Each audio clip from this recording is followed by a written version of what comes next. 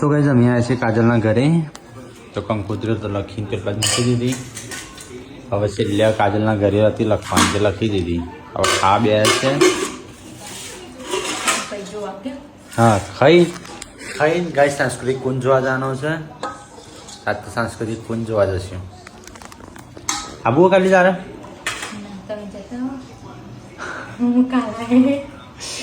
કાજલને તો કાલ ઘરે આવવા મળે એટલે બહુ થઈ જાય ને કાજલ. સાંસ્કૃતિક કુંજ જ છે બસ એટલું.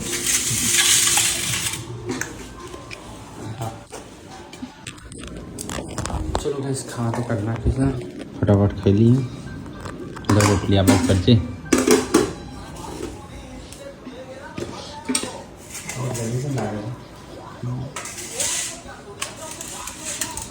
ચલો ગાઈસ ખાઈ મળીએ તા. જો ખાલી શાક સારું બનાવ્યું, શાક સારું બનાવ્યું.